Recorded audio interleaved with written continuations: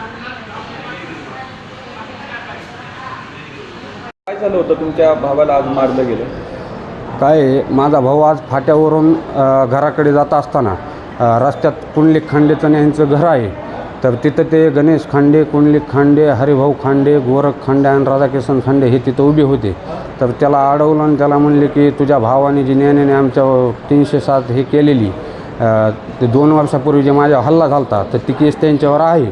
तर ती आता समजा केस चालू होईल तर त्या हिशोबाने त्याला म्हणले की त्याला सांग केस मागं घे, नाही तर मग आम्ही तुमचं घर काय इथं गावात राहून देणार नाहीत, आम्ही तुम्हाला जीव मारू. ह्यो म्हणला माझा काही संबंध नाही, मला काय त्यातलं माहिती बी नाही.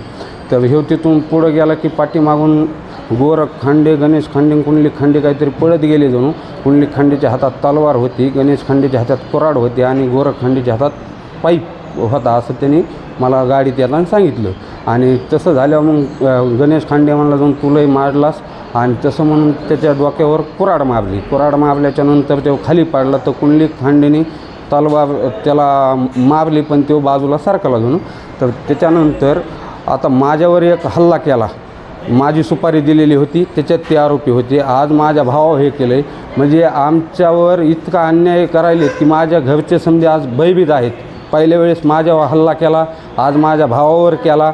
माझ्या घरचे इतके भयबद्ध की हे जर आरोपींना सजा नाही झाली किंवा SP साहेबांनी स्ट्रिक्ट ॲक्शन नाही घेतली तर माझ्या चुलती आणि ते आत्महत्या करण्याचं म्हणजे मनस्थितीत असं गावात कुणी राहू नये ह्या मनस्थितीत झालेत. आणि आता मला पण असं वाटायलं की इतकी जर ह्यांची दहशत असेल तर म्हणजे गाव सोडून जावं का काय हेच काय समजायला तयार नाही. याच्यात प्रकरणात काही गुन्हा नोंद झाला आहे का? आणि तर गुन्हा नोंद नाही झालेला. मी पिंपळनेर API घुगे सरांना फोन केला तर असं प्रकरण झालं आहे. ते म्हणले मी कोणाला पाठवतो, पण आणि काही तर कोणी आलेलं नाही.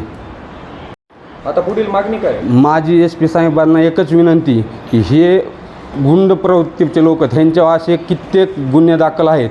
ह्यांच्यावर SP साहेबांना माझी कळकळीची विनंती. आमच्या गावात लोक इतक्या दहशतीखालीत, स्वतः माझ्या घरावर आता 2 वेळेस हल्ला झाला आहे.